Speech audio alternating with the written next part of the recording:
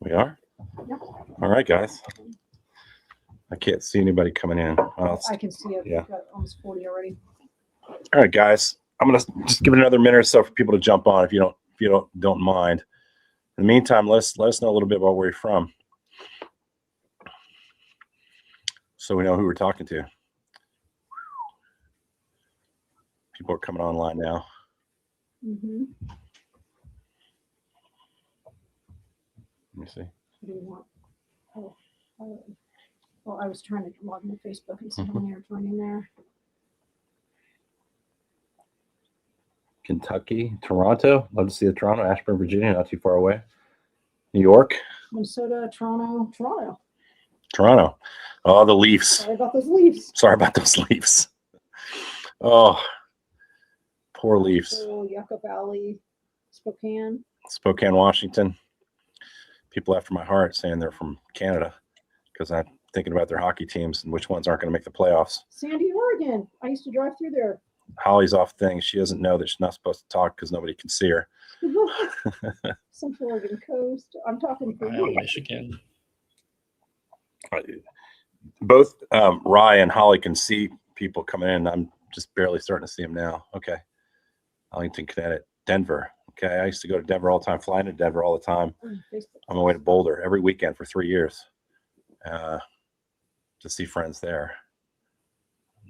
Deep Gap, North Carolina, early Deep Gap. Cincinnati, Ohio. I played hockey in Cincinnati against the University of Cincinnati. Guy broke my foot there with a slap shot. Never going back. That hurt. I had to cut my skate off. Northeast Pennsylvania. Welcome. Asheville. Great place. Ann Arbor, Michigan. All right. You guys have the biggest college hockey game in the country once a year, if I remember correctly. 115,000 screaming lunatics. So it's all over. I think we're getting ready to go here. How many we have, sir? About 100 on each. All right. Well, it's going to build as we go. Hey, listen, guys, what we're going to do, you guys obviously know Rye and me, and I'm just going to give a little lead in, and then Rye's going to let something play for you for a few minutes. This is our we're doing an Epstein 101 issue, right? So this is a 40-year story, okay? This at least 40 years. We know it's at least 40 years old. And the thing about it is hey, Magali, how you doing? Magali used to work with me at 60 Minutes. She's amazing. The Epstein story is 40 years old, and there are a lot of people who hear bits and pieces of it all the time, back and forth. And the files, 3.5 million, you'd think everybody knows everything about it. We know it's about power. We know it's about, about money. We know it's about sexual assault of young girls. But there's so many tentacles to it. It's very confusing. And we thought what we would do today is we put together a little PowerPoint presentation. It's like 11 minutes long. And the reason we did that is, and then we're going to talk after that for a while. We wanted you guys just to see a backgrounder so that you had an understanding going into this, what this story is kind of all about. And it's a basic backgrounder. It's not a giant deep dive into any elements, but it'll give you a sense of the person, Jeffrey Epstein, and it'll give you a sense of the story and how it got to where it is and where it's going. And then we're going to, and Ryan and I have already started working on other stuff for other podcasts, and we'll tell you about those more later, but we're literally already diving into those as we speak. So I'm going to ask you, if you're into this and you want to do it, you're going to invest 11 minutes of your time into watching something Ryan put together for us, using the documents, the Epstein file documents, and just some background that you would see, and some of the stuff, just basic background that's out there. There's no there in this thing. We want to have people who have not been following this for 40 years, but just see bits and pieces of it, to have an understanding of the story, so that when we do stuff going forward from here, they have an understanding of the background of it. So we don't have to explain every little person, every little place. We'll explain things as we go in the coming episodes, but we want you to have essentially a little background. And some of this stuff, if you're Epstein followers day and night, none of it's going to be new to you. But for those people who have just been on the fringes of this story for the past few years, or waiting for the documents to come out and not getting a lot from it because you don't exactly know where to start. There's just so many things going so many directions. This is just going to give you a little background. Okay, so thumbs up to anybody who wants to hear it. We're going to play 11 minutes. I'm going to start it now, and then we're going to do and then we're going to talk about all this stuff for the rest of the hour 15, something like that. And then we're going to do 2 more podcasts in the next few days that it's going to be very enlightening. All right, so here we go. So who was Jeffrey Epstein?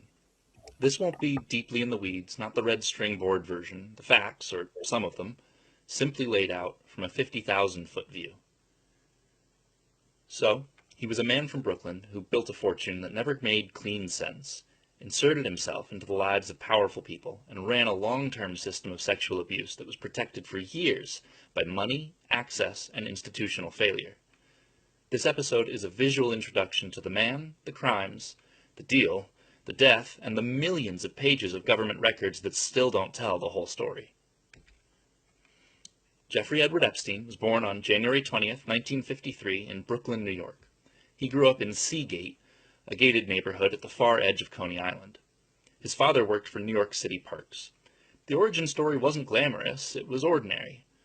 That matters because almost everything that came later was built as image, theater, and access. He didn't finish college. He attended classes at Cooper Union, studied at NYU's Current Institute, and left without a degree. Then, in 1974, at 21, he landed a job teaching at the Dalton School in Manhattan, one of the city's most elite prep schools. From there, through wealthy parents and social connections, he made the leap to Bear Stearns, the large investment firm that failed during the 2008 financial crisis. Epstein liked to present himself as a financial mastermind. The paper trail makes him look more like a social climber with exceptional nerve. Arguably, the most important known relationship in Epstein's financial rise was Leslie Wexner, the billionaire retail magnate behind The Limited and Victoria's Secret. Wexner employed him as a personal money manager and gave him extraordinary authority over his affairs, including power of attorney. Later reporting established that Epstein's circle of wealthy clients wasn't limited to Wexner. Leon Black, for example, paid Epstein vast sums for tax and estate planning. The exact origin of Epstein's own wealth remained murky for years, and that murk does not appear to have been an accident. This was 9 East 71st Street in Manhattan, long described as the largest private residence in the city. It wasn't just a rich man's house, it was a status symbol, and it became one of the main sites associated with Epstein's abuse. The mansion was part fortress, part showroom, and part crime scene. Inside, federal investigators documented a house wired for observation. One of the most infamous images from the file release shows a wall of surveillance monitors. In Epstein's world, privacy was for him, not for anyone around him. The architecture of the place tells its own story. Even before you get to the testimony, the house looks like control. In the entry hall, this marble hall, the scale, the theatrical excess, all of it helped sell the illusion. Epstein cultivated wealth as camouflage. He wanted people impressed before they started asking questions. So this was the massage room. Federal prosecutors said Epstein sexually exploited and abused dozens of underage girls by paying them for so-called massages that turned into sexual abuse. Some victims were then paid to recruit other girls. The room shown here is not just decor. In the case record, rooms like this are where the crime happened. So Epstein was one hub, but not the only one. The city gave Epstein status, insulation, and proximity to power. Palm Beach was another hub, and in many ways it was where the legal story first broke open. The Palm Beach investigation began after the family of a 14-year-old girl went to the police. As investigators dug deeper, they found more victims with similar accounts. Then there was New Mexico, Zorro Ranch, a sprawling compound outside Stanley, something like 8,000 or 10,000 acres. Scale mattered to Epstein. Scale creates distance. It creates secrecy. Scale gives predators room. He also maintained a residence in Paris at 22 Avenue Foch in the 16th arrondissement. Epstein's world wasn't local. It was transatlantic, elite, and deliberately difficult to pin down. The geography itself was part of the shield. And then there was the infamous Little St. James in the U.S. Virgin Islands, the private island that became one of the most notorious symbols of the entire case. For years, Epstein's image management depended on the same trick: isolate, flatter, and compartmentalize, and keep everyone seeing only the slice that you want them to see. The center of it all was Ghislaine Maxwell, the daughter of British media tycoon Robert Maxwell. Prosecutors said she played a critical role in the grooming and abuse of minors. In the government's account, she helped recruit girls, normalized the abuse, and facilitated Epstein's access to victims she knew were underage. In 2021, a federal jury convicted her. In 2022, she was sentenced to 20 years in prison. And so here's the core of it. Between roughly the mid-1990s and the mid-2000s, Epstein and Maxwell abused dozens of children, some as young as 14 years old. Prosecutors said Epstein paid them for sexualized massages, then paid some of them to recruit additional girls. The system was repeated, scaled, and organized. This wasn't just one scandal, it was an operation. This is the booking record from Palm Beach County in 2006. By then, local investigators had already uncovered a pattern serious enough to warrant major charges. The tragedy is not that the system had no warning. The tragedy is that it had plenty. And then came the deal. In South Florida, federal prosecutors had built a serious case. According to DOJ's own later review, one prosecutor prepared a draft 60-count indictment and a lengthy memo, laying out the evidence. But instead of federal charges, Epstein got a secretive non-prosecution agreement. He pleaded guilty in state court to prostitution-related offenses and served about 13 months, much of it under unusually favorable work release conditions, including being allowed to leave prison for 12 hours a day to continue work at his firm, where additional victims were allegedly brought to him. The victims in these cases were not even informed while that sweetheart NPA deal was being negotiated. This is because this is one of the ugliest chapters in the whole story. It shows the system seeing the danger and still stepping aside. More than a decade later, the Southern District of New York brought a new federal case. On July 6, 2019, Epstein was arrested and charged with sex trafficking of minors and conspiracy. Prosecutors said he had sexually exploited and abused dozens of underage girls in New York and Palm Beach. When agents searched his Manhattan residence, prosecutors later described what they found: cash, diamonds, and an Austrian passport bearing his photograph under a false name. He was held without bail at the Metropolitan Correction Center in Manhattan, the MCC. This is the Bureau of Prisons intake photo from 2019. After years of insulation, social protection, and legal escape hatches, Jeffrey Epstein was finally in federal custody. 5 weeks later, though, on August 10, 2019, Epstein was found hanged in his cell. The New York City medical examiner ruled the death a suicide by hanging. The DOJ Inspector General later found numerous serious failures by staff at the jail. The report says the assigned officers failed to perform required rounds for about 3 hours and later falsified records. It also documents video problems in the special housing unit, including a non-recording camera and failed efforts to recover footage from the DVR system. The official conclusion was suicide. The custodial environment around that death was still a fiasco.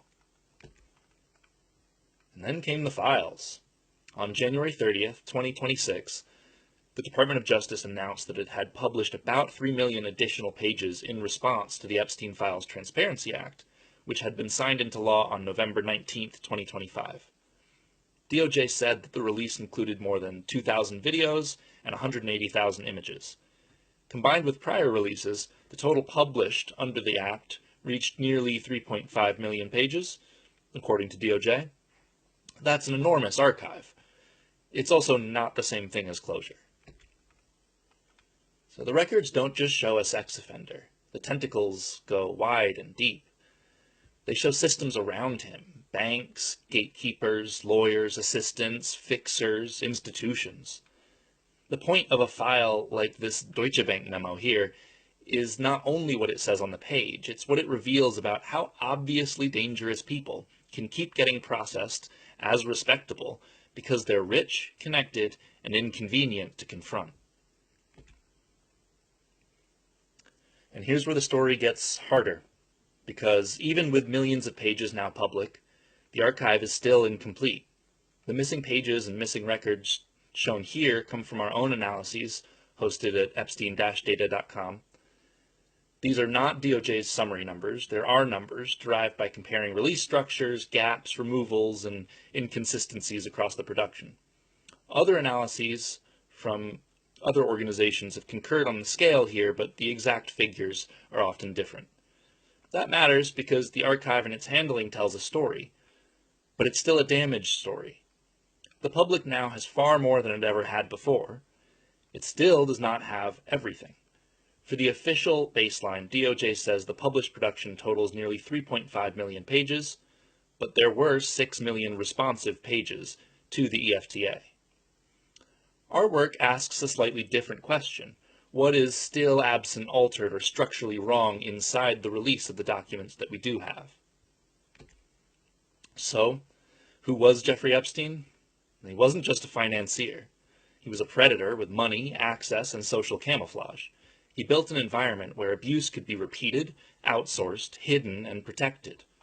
Ghislaine Maxwell helped him make that machine run. Prosecutors in one era cut him a deal. The prosecutors in another finally charged him. He died before the trial. And now the public is left with millions of pages that reveal a great deal and still leave crucial holes. That's why asking questions of this archive matters, because the story is not only what's in the files, it's also what power managed to keep out. So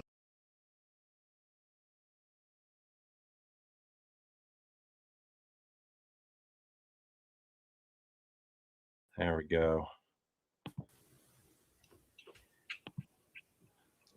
All right. So I know that was a lengthy explainer, but we wanted people here's the thing.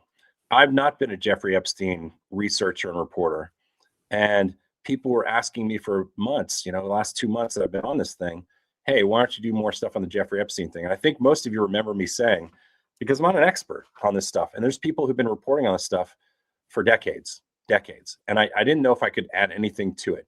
And then Ryan and I came across each other because he was putting together this incredible library of this stuff we'll talk about here in a few minutes, and we're going to go through all this stuff that's really interesting. But I realized, like, well, where do I start? Where do I start? There's so many tentacles. There's so many different directions. There's so much power. There's so much money. There's so many people. I even saw somebody on here, Robert Harvey made a comment. I'm reading all your comments as we go. Robert Harvey made a comment and said, you need to mention the connection between Maxwell's father and Mossad.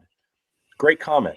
But again, we're trying to give you a backgrounder so that you have a basis of understanding. So when we go forward, you'll have a better understanding of the story and how the tentacles and where they are and what they lead to.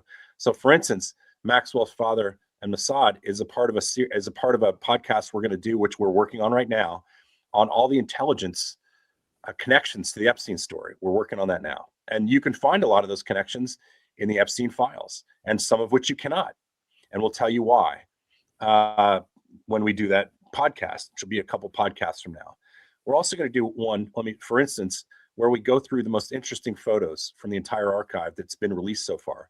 And we'll talk about those photos and what we think they mean and what they might mean and what they might not mean. And some of them have people in them, and some of them are just rooms, and some of them are things that are of interest. And I think that's going to be probably our next one we do. I mean, there's Ryan, tell them how many photos we have in this archive currently. Oh, I've run, I think, about 90,000 image descriptions. I've personally reviewed by eye about 4,000 images, and each one of those I've reviewed a few times. I've seen on Gmail they have about 11,000 indexed, I think it is, but thousands, maybe tens of thousands. Yeah. And what's interesting about that is that, like, we went through, Ryan and I went through several thousand of those the other night, just look at them real quick. And there's a lot of them are just really boring and don't say much to you at all. But then there's a lot of that are very revealing. So when we put together our next podcast, we'll have it's not going to be straight through, 11 minutes of something. We'll actually go one to one each, from one photo to the next, and we'll talk about them and what they mean. because none of the stuff when it was dumped in there came with great explanations from DOJ. They don't really care. They wanted to get out there what they thought they could get away with putting out there, and so they did.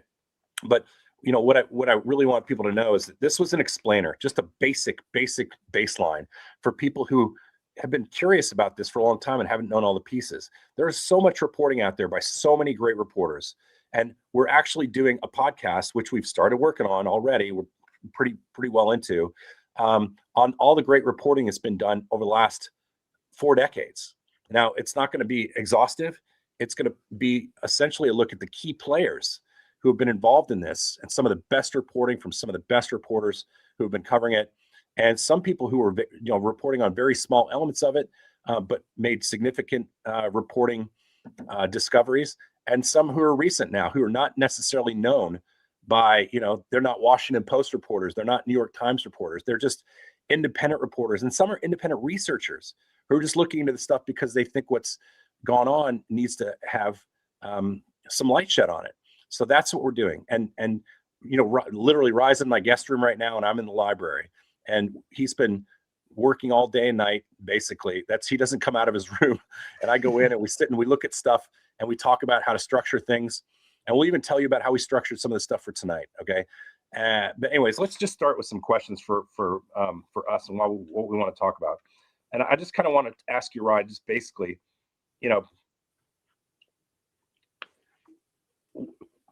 let's explain first what Epstein-data.com Sure. is. Okay. So anybody real quick, if you want to look at the work that Rye has done to get up to this point, and just 1 month, go to Epstein-data.com. Okay. It's a free site. You can look at stuff on there. You can do research, journalists, curious people, and you can go through lists that he has that help tie things together for you. And that's kind of where we're going to start tonight. Go ahead, Rye. Right. So, they released 3 million pages, no Federal Register, no index, no table of contents. And that's a lot to go through. And I'm not the only one. There are other sites like this. Jmail is a good one for sort of showcasing some of the work.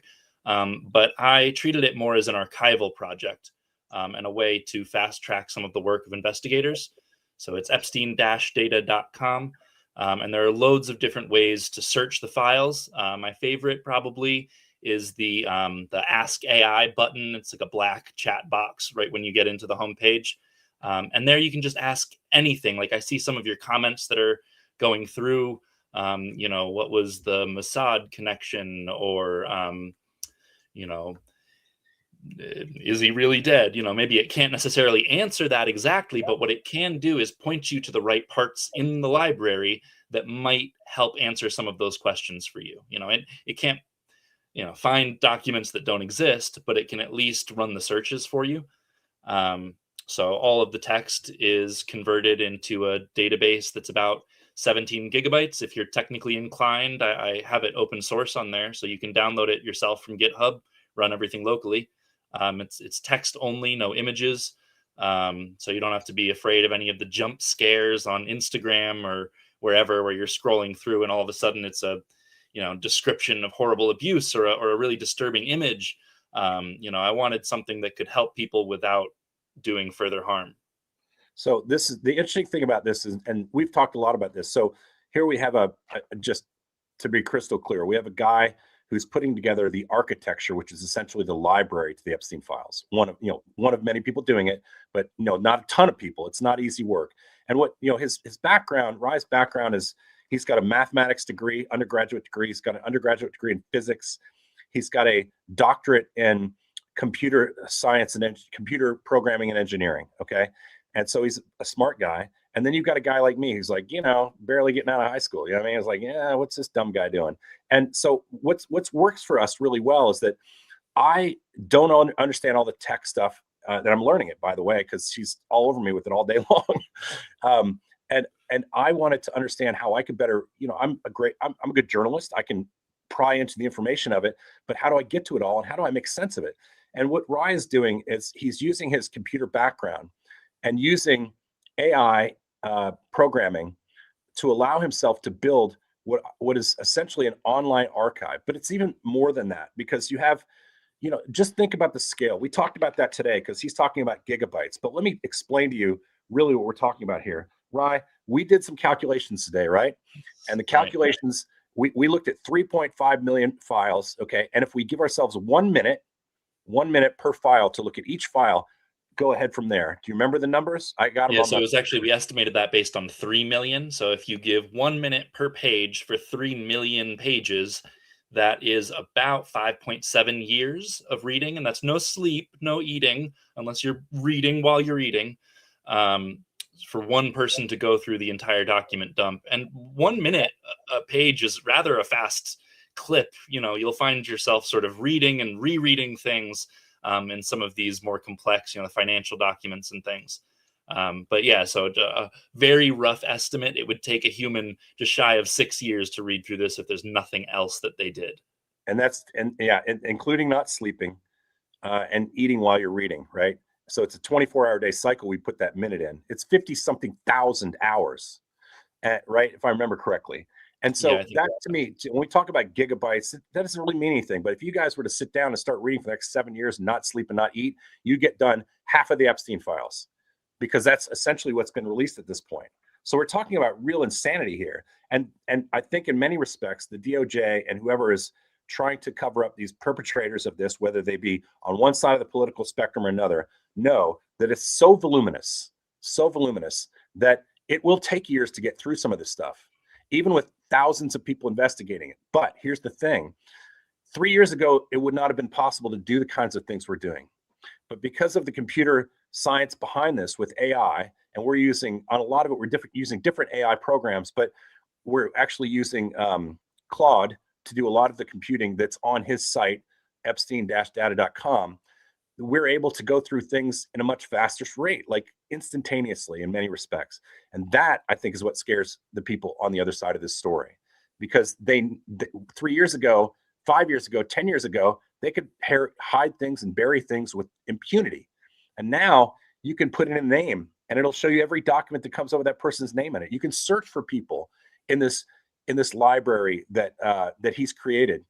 And so it's this incredible tool. And I'll say one thing. Let's just talk about, remember that you were talking about documents per se that were not in the files, right?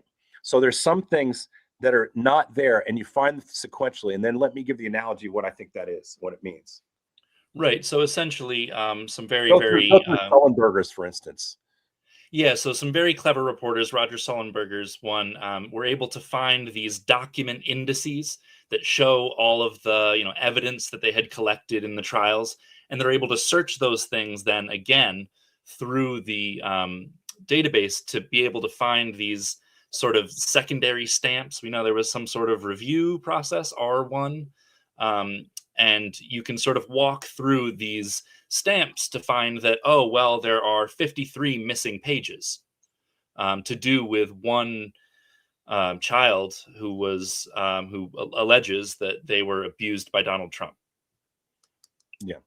So in those files, those pages, it's akin to, and then we weren't thinking of the Donald Trump. It's just one example. Okay. There's people on both sides of this, but what I would say is that, like, think about being in a library. Many of us here I know my audience, we're all old people and middle-aged people. Think about when you go to the library and you're looking for a book and you go down to that index file or on a computer and you're looking and it's all under the Dewey Decimal System, right? And you go up to you find the right section of the library, you go to that shelf, you look on the shelf and there's like, that book is normally right there, but if it's not, it's missing, right? And so we know from the files that are missing, because there's a sequence to them that can be defined through this archiving that people are doing, like Rye. So you can see those sequences. And then if you go in a file, you might see pages missing from that file that you didn't know were not there. But when you open the book and it says page 29, and then it goes to page 64, you know that those pages might be missing, right? Is that a fair analysis of what? That's a good analogy for sure. It's not that exactly pages are missing from the PDFs. It's that whole PDF files, the whole book is missing for certain books in the library. And you're able to tell from the other books that, in fact, those should be there and likely what they contain. Right. And so we're seeing real examples of that across the board. And we know that, like, you know, I guess my question to you would be, let's start with what surprised you the most when you started looking at this stuff about a month ago? This is right, like, people have been looking at this stuff for years. You've been looking at it digitally with the science behind it for about a month. What did you start thinking was the craziest stuff? I think, the scale of it, and all the connections, the fact that people had known about Jeffrey Epstein and his dealings for years, decades maybe, and nothing ever happened. Not really. No, that sweetheart non-prosecution agreement that we talked about in the video, but the connections, the money, the mystery. There's all these crazy conspiracy theories you see on Instagram. I think is a big, big one there that has a lot of those being shared around. And you don't need to go that far. You don't need to say, oh, they're eating the babies or whatever. There's real crazy stuff in there before you even get there. Yeah, and also, to me, what strikes me is, as you look at 3.5 million files, you think, well, that's a lot of material. But it's, it might seem like everything's kind of out there, but for one, it's not. I mean, you've got 3.5 million files, and people think this is a huge amount of information. And you saw Pam Bondi, I guess, today, or was it yesterday? I'm losing my days. But essentially saying this is all that's going out. Everything else is protected. You don't need to see anything else. And what would you say to that in terms of what you think might still be out there? Oh, I think for sure that the very diligent reporters have shown now for sure, with not to get too into the weeds, but the interviews, the three FBI 302s they're called, the interviews that they performed with the young woman who alleges that as a child she was abused by Donald Trump. Those were not in the initial release. Those were only released after the media and the people pressured DOJ to release them. They released them quietly, but they did finally put 16 of those 53 pages up on the DOJ Epstein library. But we know, again, from the reporting of very clever journalists, that there are an additional at least 37 pages to do with that same accuser. And they're actually, by the way, some of those journalists are actually looking at the site you've created in the last month and you're helping their reporting through the library and the archive that you've created. That's Roger Sullenberger cited my site in his initial article, which was exactly what I set out to do. I no one person could read all of this or investigate all of this, and that's not necessarily my skill set. Of course, even as the sort of librarian, as you will, I'm still reading books as I put them down on the shelf, and I'm shocked at what I see. But I wanted to spread out the pages in such a way that the people who are really used to doing these kinds of things and asking those questions would be, accelerated at least. Yeah. And I think I'm going to keep giving some people reminders. This presentation that we showed at the beginning, if it flew by too quickly for you because it's, kind of moving fast and it's PowerPoint, maybe you can't read something, maybe you want it on a bigger screen. That's going to be both living on my Substack, and it'll also be on epstein-data.com Rise page. And are you also going to put it up on your Substack as well? We're trying to put it every. I think we set it up now; it'll go automatically, but that's the plan anyway. Yeah, and I think so. Let's move on to the next thing. If you go into this thing right now, how do ordinary people? We know journalists are using it and knowing how to utilize it, and you're teaching people. Part of what you're trying to do here is to teach people how to do this research on their own, because we can't possibly do it all on our own. And I think even if you look at the historical scale of the journalism that's happened in the last 40 years, you'll find there's been no one person who's been breaking all these stories. There's been a myriad of people who've done it over time. There are some standouts for sure. Like Miami Herald has done a great job. You've got a lot of individuals done a good job. You even had my friend Craig Pies, who did the story on Brunel originally on 60 Minutes, long before I worked there with Diane Sawyer, which exposed the modeling network that he was setting up, which Epstein eventually ended up using. So there's stories that go back even further than the Epstein connections themselves. And all those people have done a great job of uncovering it. And the thing you were talking earlier to me today about how this story has been kept alive. So maybe talk about that a little bit. Yeah, if you're feeling like you're late to the party, don't worry. It's better late than never. As I'm building this same sort of pre-recorded presentation for the journalists segment, it's very clear that the only thing that's kept this story alive, the only thing that's ever managed to make any real progress on this story and get accountability or justice, hopefully, for the survivors, is the people and the journalists refusing to stop talking about it. So if you feel that you're late to the party, or it's too much to dig into, don't worry. There are great materials on this. There's documentaries, loads, decades of reporting, and you can ask my website about the documents in this 3 million document dump. It's so important that we just refuse to stop talking about this. This cannot be a story that gets killed or suppressed or pushed down yet again. So, and the thing I'll also say is that, Ryan and I talked about this a lot, and we want you guys to understand that we believe everybody should know that this is a story that crosses political lines. There are people that wear blue hats and there are people who wear red hats on both sides of these equations. And you can see it in the documents, you can see it in the pictures, you can see it in all sorts of places. So as we attack this story, and as people have attacked it from the past up until this point, you're going to see people that you probably loved once and respected, whether the Republicans or Democrats, are involved in this story. And that's why a lot of that stuff has not come out. Why Pam Bondi today said, this is the end of it. We're not putting any more documents out, right? Because the people who we believe through a lot of the evidence already are in these files, their names aren't coming out. There's been more victims' names released than perpetrators.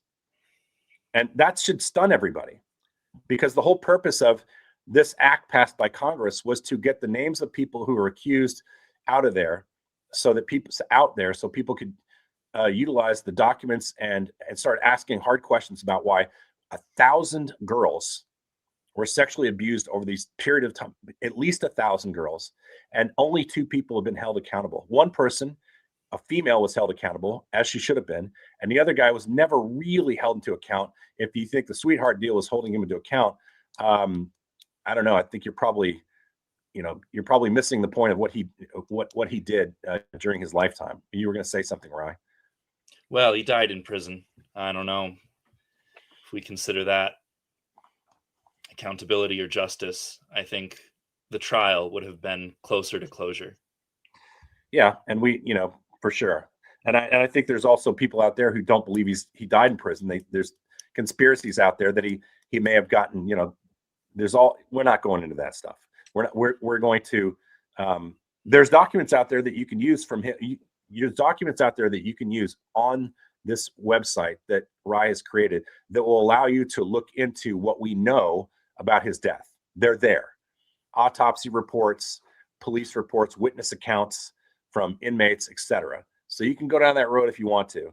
But right now we're dealing with what we know is reality, which was that at least to this point, he's been pronounced dead.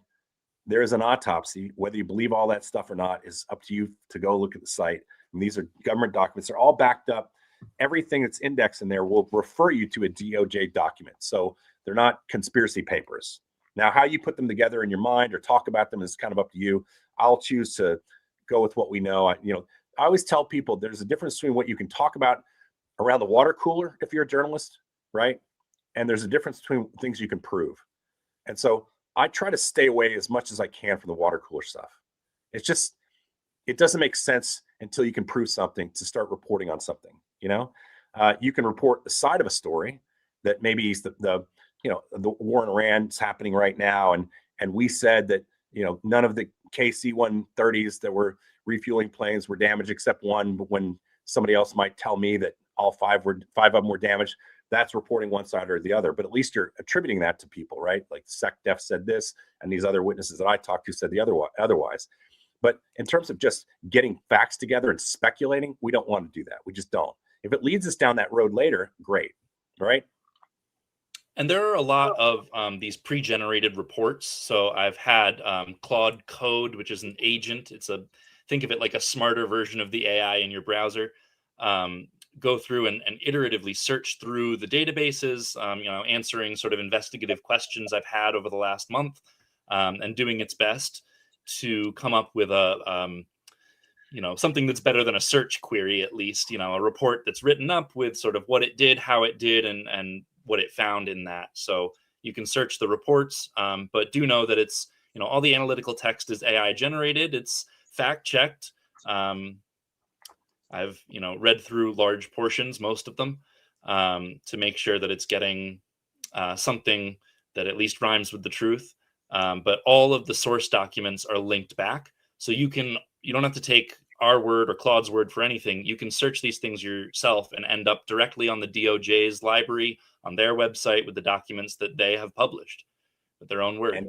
And Claude is very responsive to just simple questions, right? So you'll see, it's for people who are not looking at a computer screen right now and looking at your site, where does Claude live on your site? Behind the scenes. So I don't have the money to expose a Claude instance for the front-facing website. So what I have there in the Ask AI is called Open Router. So that'll direct you to one of 10 different free models, so that I don't end up getting overloaded with API charges. But it's quite good for information retrieval. RAG, they call it, retrieval augmented generation. It allows you to search the documents in something that's even smarter than a regular keyword search. You'll be able to type something in at the bottom of the screen, right? Or excuse me, wherever it is on the screen. It's like up top, it's in black usually, and you type into that a question, right? Explain it very rudimentarily, like we're all 3 years old. Yeah, exactly. So you click Ask AI. You can type a question, and then you hit enter. And it can be in English, it can be anything. Some of these comments I've seen would be perfectly reasonable things.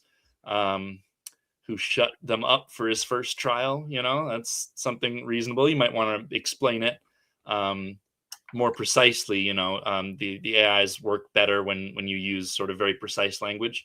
But absolutely, you can ask many of these questions directly as they're written here in the comments, and you'll get a full thread back, a full page that explains what it was able to find and synthesize from its database queries, which it'll do right then. And then it'll link back in that text. So you can just click on it's called an EFTA number. You'll see it's in red. You click on that and it'll bring you to that document. So you can read the full text. Yeah. And what's interesting, Laura Marie, who's a big follower on my Substack, is asking a question. She says, okay, so it would let's say over a decade just to process it all. These men will be dead by then. You mean a trial can't start until all the documents are read? No, that's not what we're saying. Go ahead. No, not necessarily. I mean, that's the beauty of living in the age of AI. We don't have to sit down and read every single document word for word, because we can cast a wider net, maybe a more specific net. And people like, Roger Sullenberger had been searching in the website in order to cast such nets and find specific lines of inquiry that expose inconsistencies, shall we say, in the DOJ's story of their handling of the Epstein files. So let's just give one example of Roger Sullenberger's work, which, by the way, if you aren't following him, he's doing some amazing reporting. In this particular case, he came across an FBI interview, right, that the FBI had done with this young girl who's now older now. And in the interview, he had figured out through the sequencing, I guess, of these documents that there was missing documentation by looking at the stuff on your site. The master index of evidence referred to 4 interviews, 4 302s that should exist for this particular accuser. And we could only find one of them. I may be doing the explanation there, no justice, but essentially that's my understanding. He was able to find that there were 3 documents missing based on the indexing of how they sequentially were supposed to be arranged. That's my understanding. So they sort of walk forward these secondary stamps and are able to identify that this section must be all to do with right. And then by deducing that, they realized that there were 3 FBI interviews with the same witness that had been withheld. And it so happened to be in this particular case, it was Donald Trump's stuff that this woman accused Donald Trump of. So the FBI at one point said, hey, we want to interview this woman. They interviewed her, and then they interviewed her 3 more times, but for some reason, those documents weren't in the files. And he made the argument, and then they came back, is that right? And put some of that stuff back in. They did about 2 weeks ago now. Quietly, they had 1,046 pages came up across 23 documents one afternoon. I think the 5th. Among those were those 3 missing interviews, which were 16 pages out of the known 53 that are missing. So if you do the math there, that's 37 pages that are still missing. They're teasing those pages out slowly, right? They're teasing those pages out slowly. And that's what I think, by the way, I think that's what's going to happen between now and the end of this political 3-year period we're still in with the Trump administration. And it may happen in other administrations, by the way, because there's a lot of powerful people here. And some of those powerful people are big political donors, are billionaires, are friends of the current president, a future president, perhaps, we don't know. Past presidents, perhaps, we don't know. But as the files start coming out, you've got 3.5 million, and it's kind of like it's going to be inverse. You're going to see as you get closer to the more interesting information, it's going to get harder and harder to get, and it's going to start coming to a point at some point where, you know, that's why Pam Bondi right now is here, and she's like, no more is coming out, and the best stuff is right here above the line where she said no more is coming out. The best stuff that would allow us to understand the story in a whether somebody is guilty of something or not. We do not know certain parts of this story, many parts of the story, because they will not release these files. Right. There's so much of the story missing. It feels like we're halfway through. I don't know, in terms of the learning the story. Not that I've read every single document, of course. But there are so many missing elements, strange redactions, black bars over the sender of an email where they're discussing a torture video. Who are we protecting? Somebody who loved the torture video? Meanwhile, the names of the victims came out initially unredacted, just out there for the world to see. They never agreed to that, but they have taken a lot of those back down and properly redacted them. But they've also changed other things that don't appear to be to protect victim privacy. For instance, the name of Anne Marie Villafana, I believe she's the lead prosecutor in, was it Florida? Her name, it's a public record, right? She's on a public record. Right, yeah, that's what I really don't understand. The documents that I was looking at, I thought they were a matter of public record. If you had it's called a Pacer account, you could just get the court records. Correct. So I don't know why it makes any sense. This was the non-prosecution agreement. Non-prosecution agreement. I think that's her. That was. I think it was that document. It may have been the 2019 charges, but regardless, there's no reason for her. So her name is redacted on the signature page, right? When it's well known, it's public record that she was the one that would have signed it. Correct. And what's interesting about that, as a journalist perspective, you guys, is that if you want to talk to somebody about why they did something, why they signed off on something, and they're a federal or a state employee, you would have their names and you could figure out a way to at least talk to their office. Maybe you might even go through their public affairs people and say, we'd like to talk to her. And they might say, no, she doesn't talk about that stuff. But she might not be in the Justice Department anymore. She might not be in a prosecutorial role. She might be in private practice. She might be retired. And so if you had that name, you could go to them and start putting the pieces together, right? Of all these people who are left out. So you can't follow who they are and what they might know. So if you redact them, even though they're not a victim, if you redact them, it makes it harder for me to follow to that next piece of the puzzle. To me, that's deliberate. And, I would be very suspect of that. That in itself they're stories, right? These are stories. They're creating their own narrative by the way they redact things. But let me ask you another question.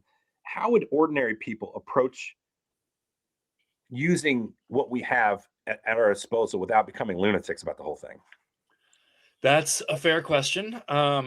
Take breaks. You see on, one effort that I find particularly admirable is Ellie Leonard. If you don't follow her, you should. Her Substack has the Panicked Writer chat. So her Substack's called the Panicked Writer, and there's a shared group chat between like 40,000 people who just all day are digging into these files. Reading one thing, posting about it. Other people swarm in and help them understand, contextualize. So, you can really start small, just going in and reading what other people are investigating, trying to learn the story yourself. You can ask the AI bot on my website if you have specific questions. And like I said, there's loads of reporting that exists that's good to sort of brief yourself on. Here's one question, Rye, that was interesting by Cindy Lou Nelson.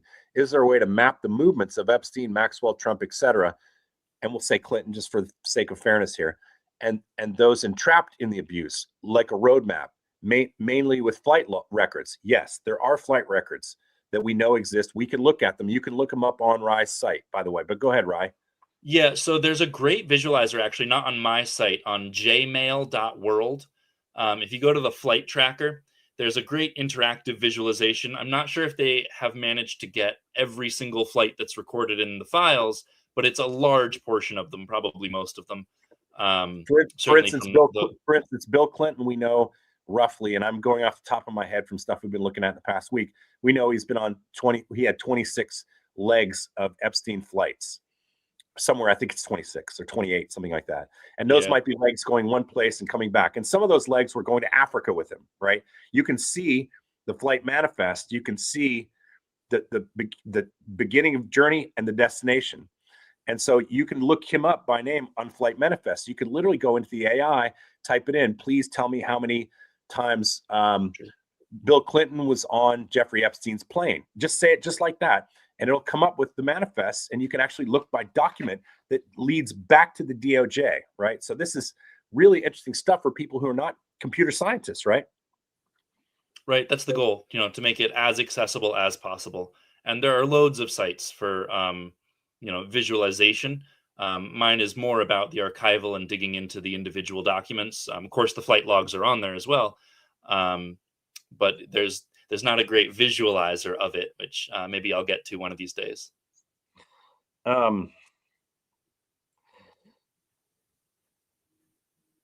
Sorry, I'm just looking at something here, and my handwriting is messy.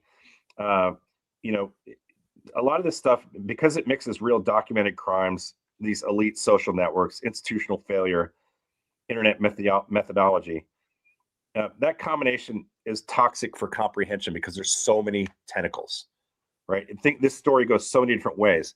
We have intelligence, networks that are literally involved in the story, some of which are in the Epstein files, many of which are redacted out completely, right? But we have those. We have, people, when they look at this stuff, can either get bored or overwhelmed,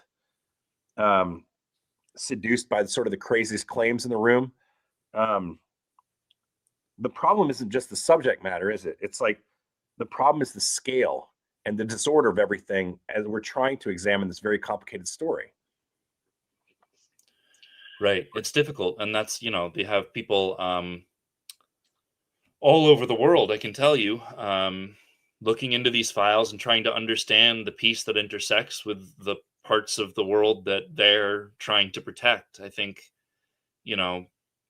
you probably can't fall down every single rabbit hole or it would just consume you.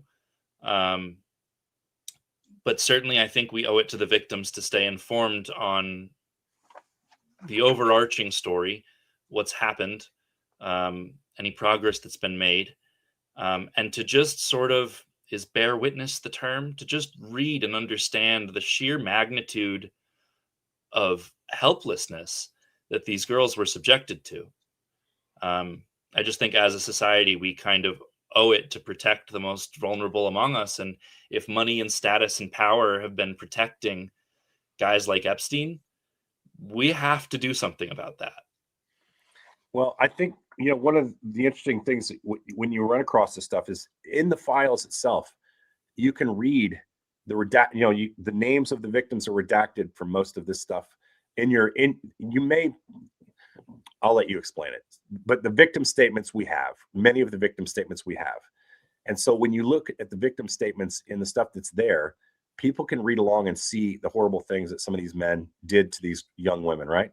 Oh yeah, if you almost called it Google, if you search FD-302 on the website, or just ask the AI, show me the 302 interviews, there are So many just so on you there guys that know, describe the 302 interviews are FBI interviews between the FBI and a potential sexual assault victim or a witness. I believe or the witness same or form witness. is used for other sources. Right.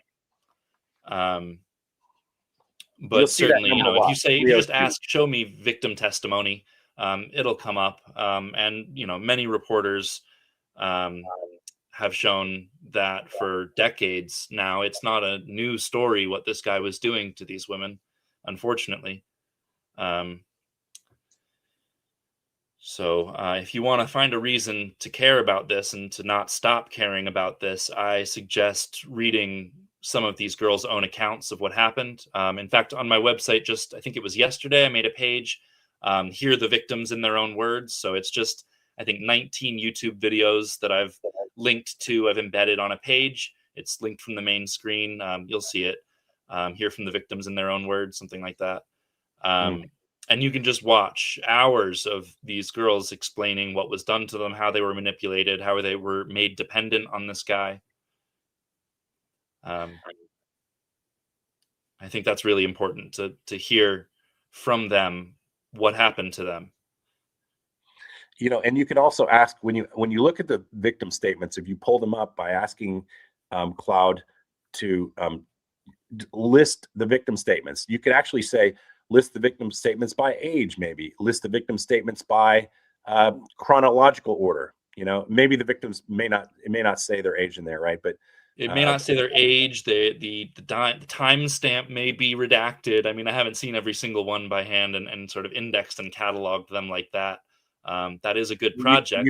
You could at least ask the AI to try to tell you, and it might come back and say, well, there's not enough information for us to do that. But you can continue to ask Cloud questions on, let's just say victim statements, and see which way you want them cataloged so you can read them in an order that works for you. Certainly, yeah. And if you go, there's also just a regular search box for those of you who don't like AI. I understand it. It does make mistakes. But if you'd like to just literally search the text of all the documents, there's also a page for that just below the AI box. It's the search box in white. So you can just type whatever you want in there, and it'll show up like the 2,000 documents it might be that match the term that you enter. So if you want it that way, it does exist that way as well.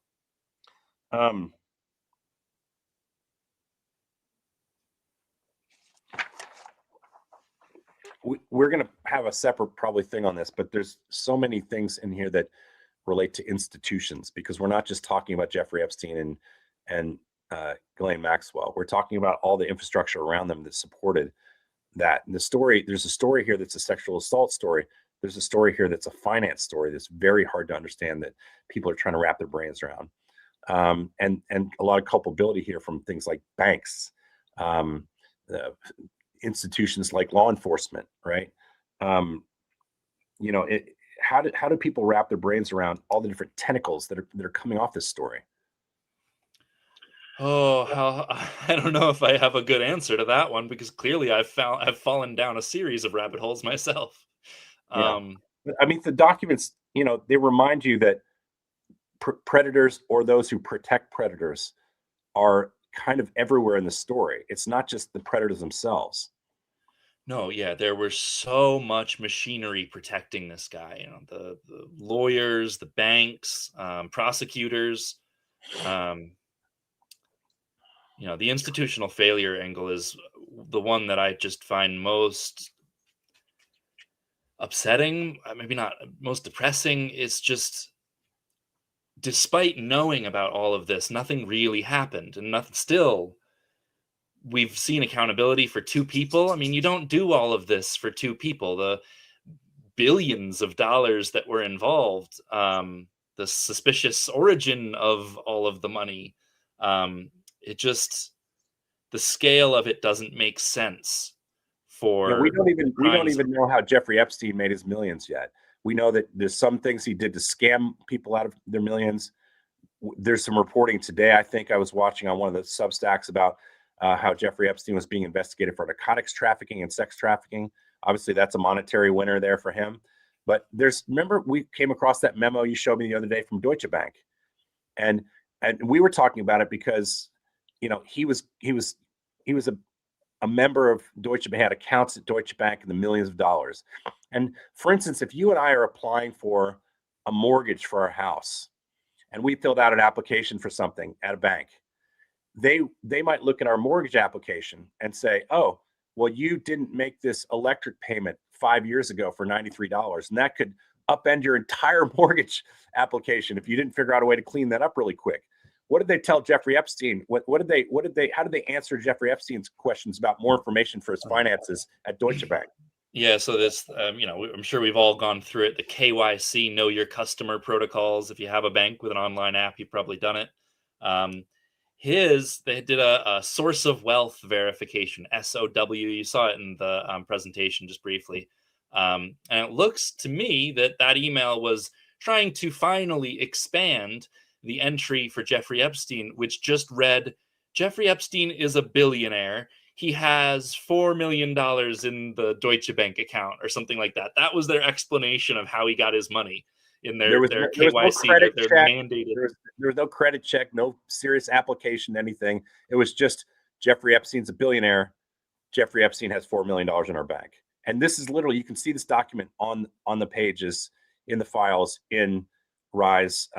Just go punch in Jeffrey Epstein and Deutsche Bank, and you go through the files and see some of the ridiculousness that is allowing these billionaires to do things that none of us in our normal life would ever be able to do. That is also a fascinating part of the story. How these people live is fascinating. Certainly. Yeah. I mean, just from the decor on the island, those pictures we looked through the other night, it's clearly they don't live like the rest of us. Yeah. Coming sort of like this one section here that we wanted to talk a little bit about somebody who's watching this right now and wants to understand how to delve into this in a way that's organized. How do they start?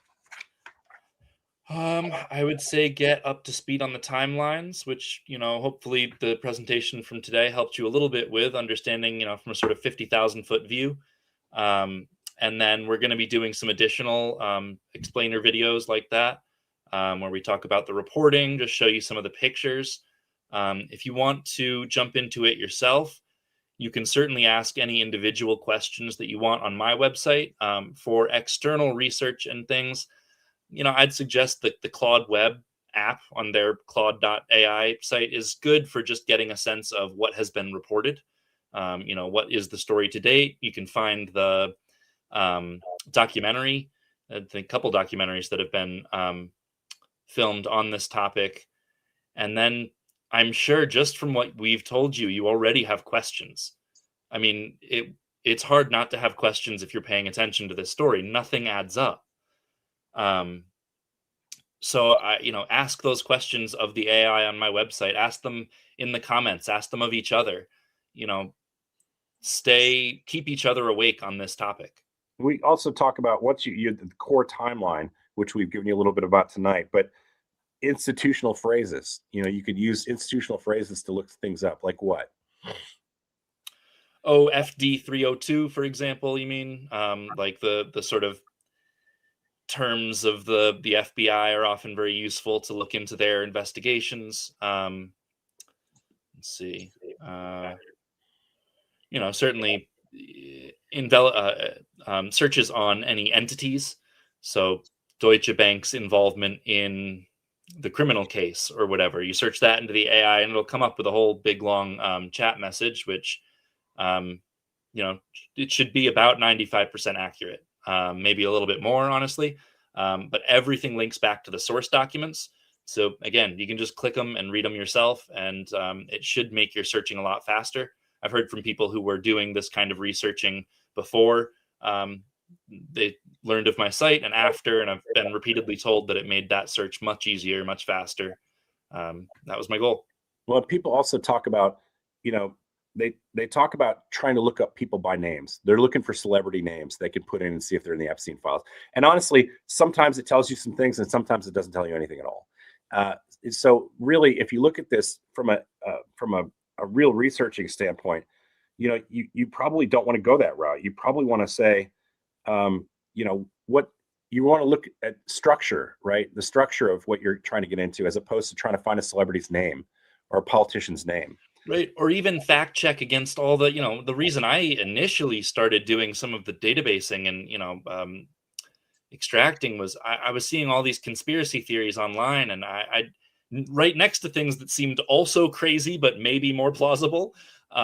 So I needed a way to search and see what was true and what wasn't. So if you're seeing something on Instagram or Reddit or Substack or Facebook or wherever you are, you can just take that post, copy and paste it directly into the thing, and just ask, is this true? And it should come back with enough information to say, okay, well, based on the documents available to me in the, in the database, this does not appear to be true or is supported by the facts. Right. And there's, by the way, just so you guys know, there are people on his site from all over the world. And we were noting in the last couple of days when we were doing some research that you're getting, like, I think today you had more hits from Singapore than you had in the United States. It's about even. I'm trying to bring it up, but and that's all because of one person in Singapore whose name came up at a dinner invitation, correct?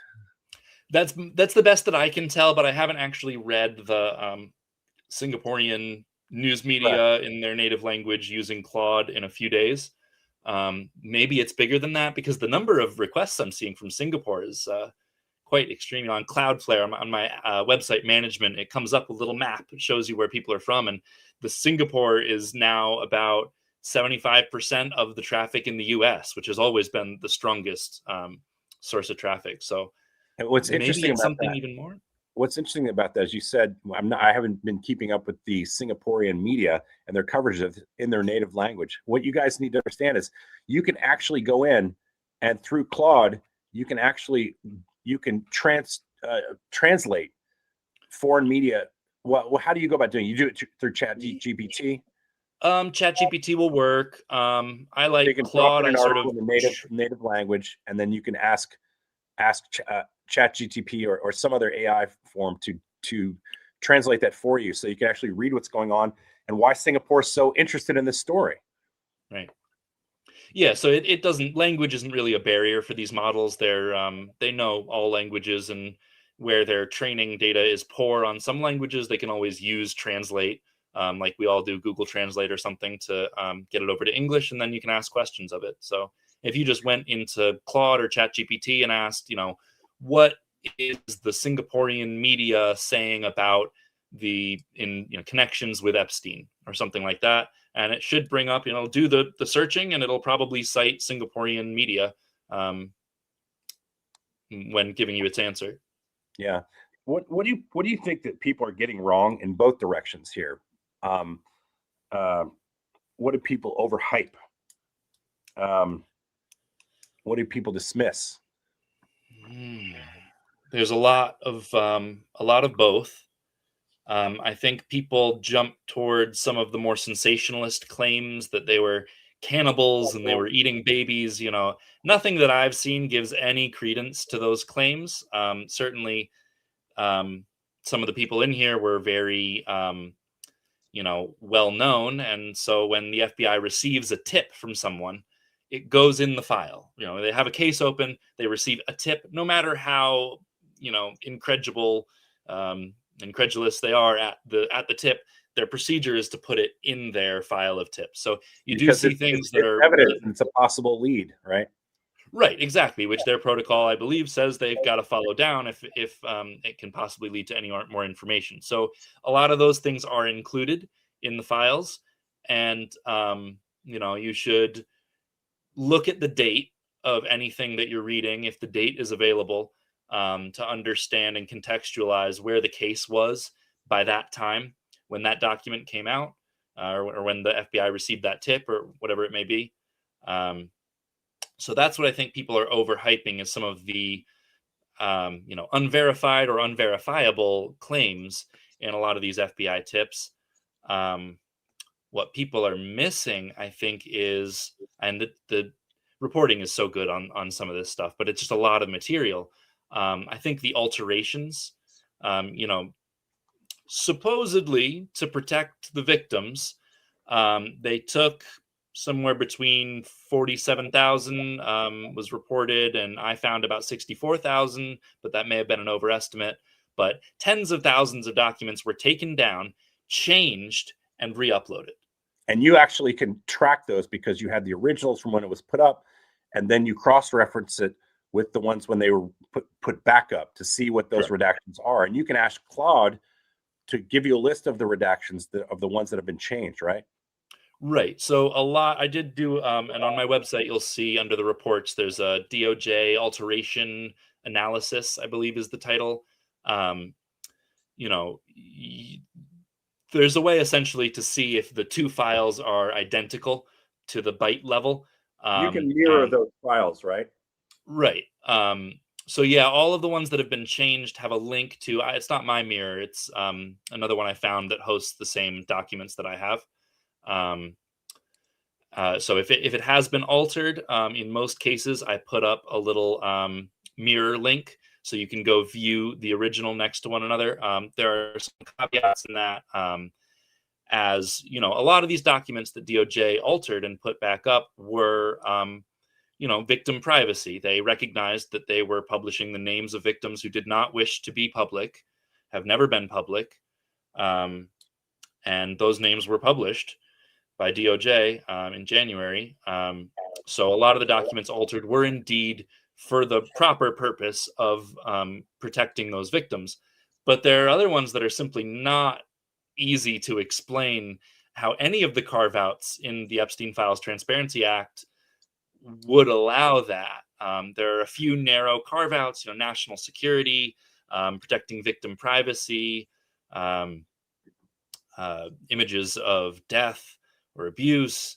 But some of these, names of the government officials and prosecutors that were involved in emailing back and forth, there's no reason for those to be redacted. And there's certainly no reason to take the documents down, redact those names further when we all already have those names, and then put them back up.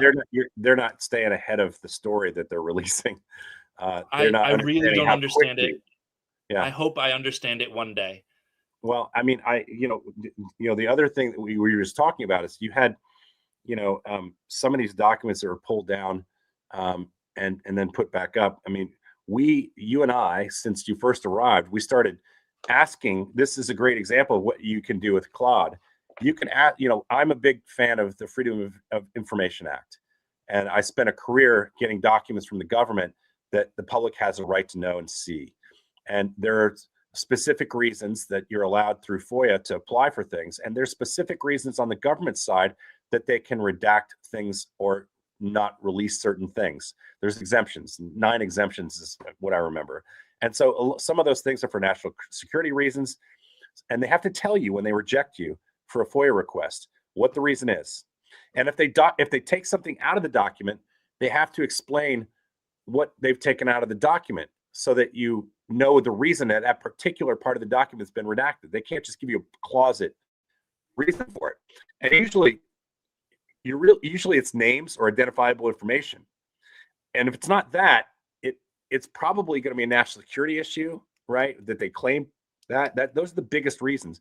Anyways, what Ryan and I have done, just so people know for the fun of it, is we've asked Claude to find holes in the FOIAs where people have not recognized possible holes in the story, that you might have a very good chance if you applied for a FOIA to get those FOIAs approved. And so we've asked Claude to help us with that. And Claude came up with a list. It's something reporters would spend weeks on.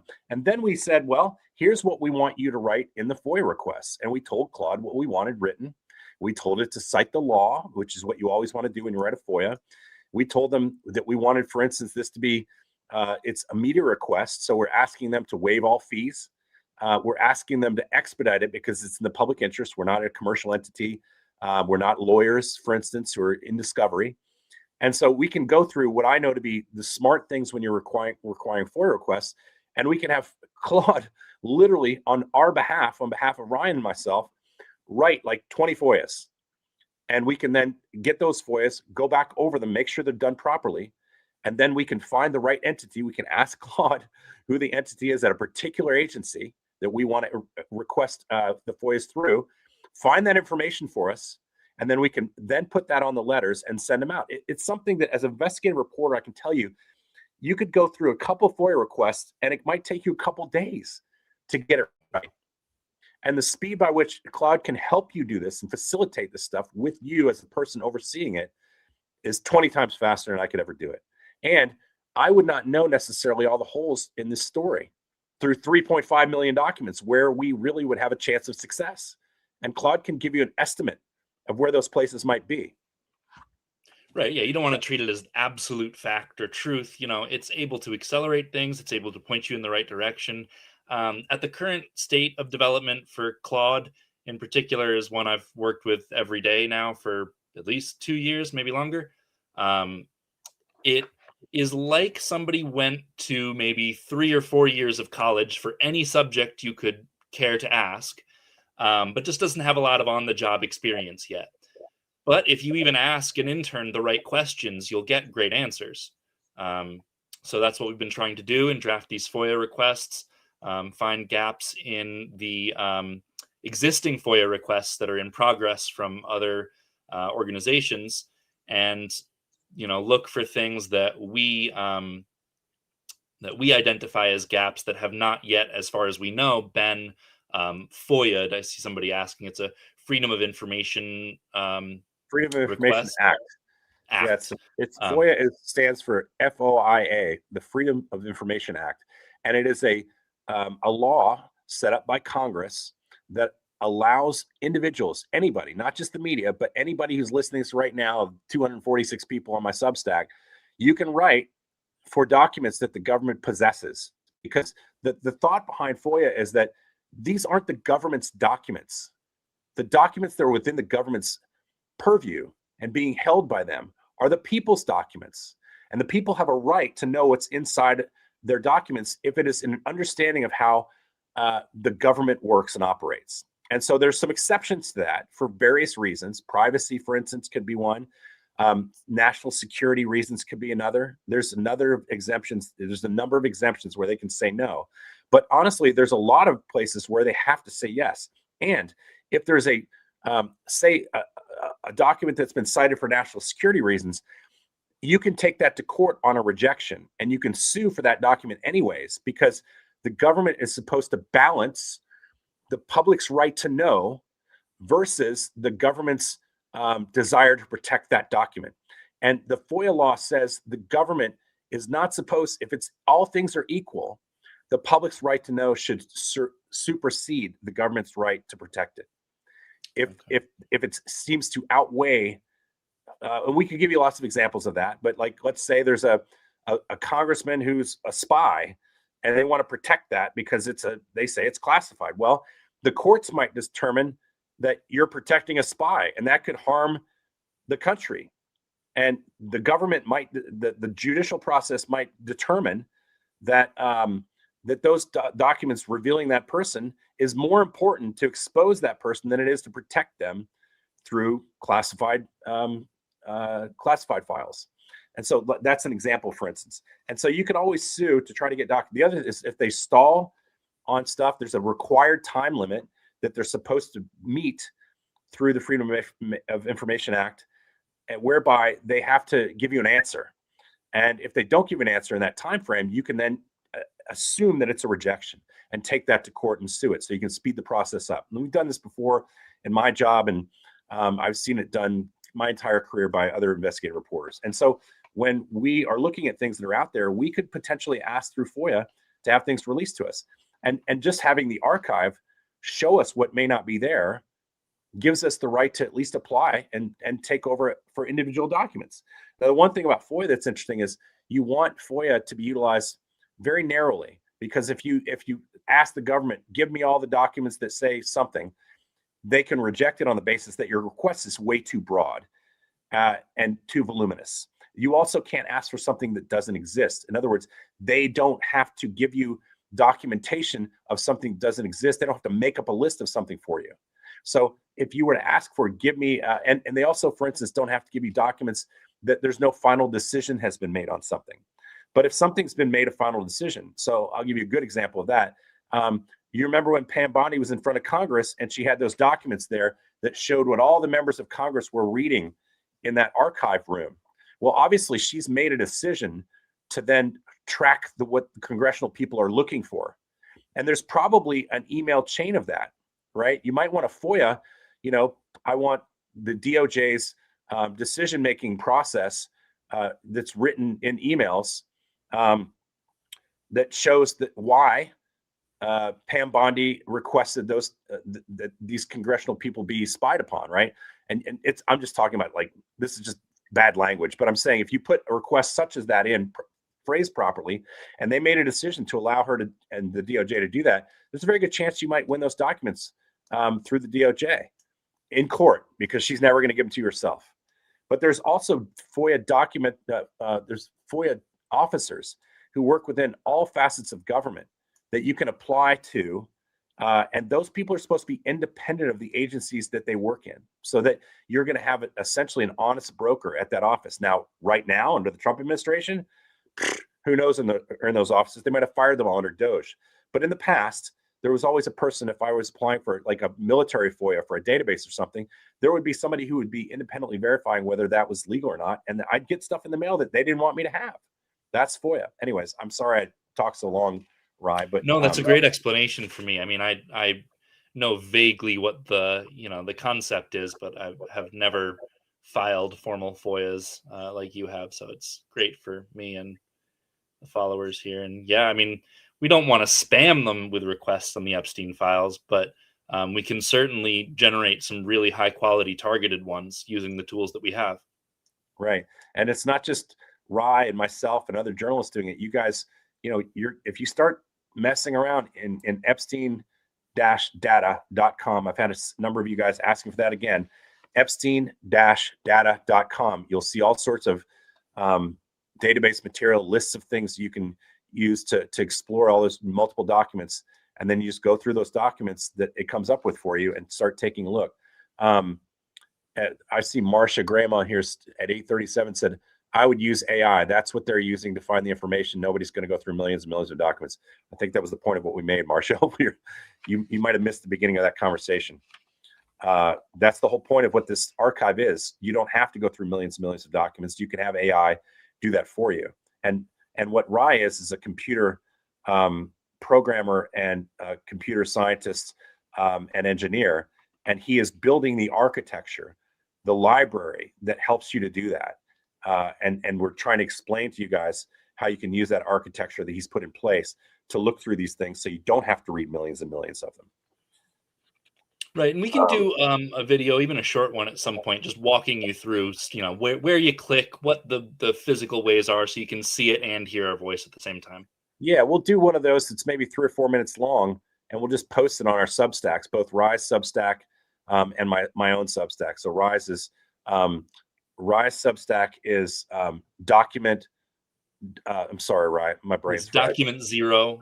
Document with Rye zero. Howard Stone, but either one will bring you to me, I think. Do it one more time. I talked all over you. It's document zero with Rye Howard Stone is the name of the Substack. If you search my name, I think it'll come right up. Yeah, and it's Rye Howard Stone. Okay, Yes. It's hyphenated last name. And then we'll put some of that stuff. Some of the stuff we're going to be doing these videos. We're going to be putting them on both Rise Substack, Rise archival page, and also my page. So hopefully you'll have enough places to look at those things. Rye, can you explain the difference between searchable archives and the way this topic usually gets discussed online, and why it's the difference between why it's so important? Well, you'll see a lot, and I understand where it's coming from, but you'll see a lot online of people that take one document and they show you the document and they read through it, and the next 30 to 60 seconds is just, wow, what could that mean? It's like, well, in a vacuum, it means nothing. It means that a piece of paper with some text written on it exists. Some of these documents are bigger smoking guns, but that's more about what they exist inside. What kind of document is that? Who wrote that? Who was it to? But I think, just what we see on social media is, I don't want to say it's more harmful than nothing, because certainly getting the voices, getting the stories of these victims out there is very important. And like I said, just not giving up on talking about it ever is something we all have to play a role in. But a larger archived project can allow you to get more context more quickly. So instead of looking at just one document, maybe you've seen that document on an Instagram reel or on a video or on a post somewhere. You can plug in that number on the bottom right, that EFTA, and then 8 digits. All the documents should have a stamp like that. And those are the DOJ numbers, essentially like what you would see as a Dewey Decimal number, essentially in a library. Right, exactly. That's sort of the numbers on the back of the spine of the book telling you where it goes in the library. So you can search that number on our website and say, what else can be connected to this? Or, can we corroborate this information from other documents in the body of work here? Super powerful tool, super powerful. And it'll come up with it in minutes. Yeah, I think the average, you have to give the free AI on the site a little bit of a bone there. It may take like a minute for it to respond. I've been looking at the logs today. Maybe if I get a whole bunch of subscriptions, I'll upgrade the infrastructure. I would like to do that, but it is expensive. But as for now, I haven't hit any limits as far as I can tell. Nobody has been denied from using the AI yet. It's about 1,000 people a day can ask a question of it. And I've only gotten up to about 500 in a day. So you should be fine to ask at will as much as you want. And then I'll deal with it if we grow beyond capacity. Yeah, I think just this is a reminder before we lose a bunch of people. Just remember that we're on Substack. I'm under From the Writer's Cabin. And we have free and paid subscriptions on there. And it's the same with Rye, who just started his paid subscriptions a week ago. He's doing, like, just so you know, he's literally living in my house, eating our food, feeding his dog food. And, he has no job. We're just digging into this stuff day and night. And it's a lot of work. So, if, $5 a month or $50 a year for Rye Howard Stone's Substack, and you're supporting the work that we're doing, living together at the Writer's Cabin. And that's helpful because he's using a lot of that stuff for things like, AI material that he needs. He's using server space. He has to have apps to work on stuff that he's doing. So please support Rye Howard Stone on Substack, not just me. Do me a favor, cut my bro over here some help. $5 Starbucks once a month. You guys can do that. For these victims, it's actually helpful too, because this story gets furthered the more people know about the tentacles of this story. Rye, I want to ask you, this is a more personal question. The emotional toll this takes on you when you're looking at these documents day and night.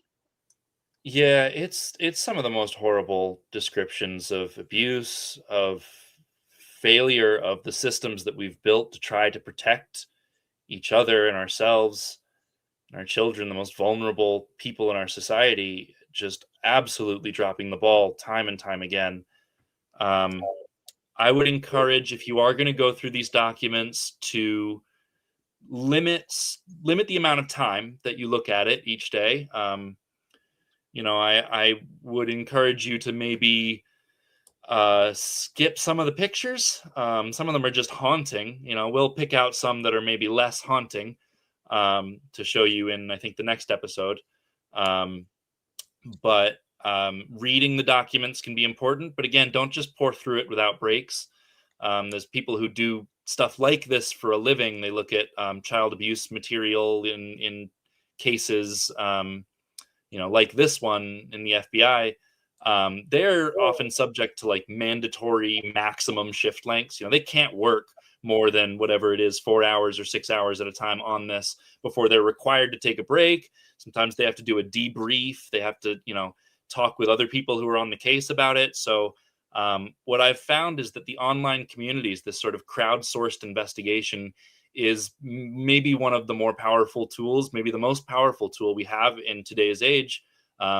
And I include AI in that list. AI can be a great facilitator, but I think the people are the power, and helping each other sort of contextualize and understand this information, to take breaks, to talk about it.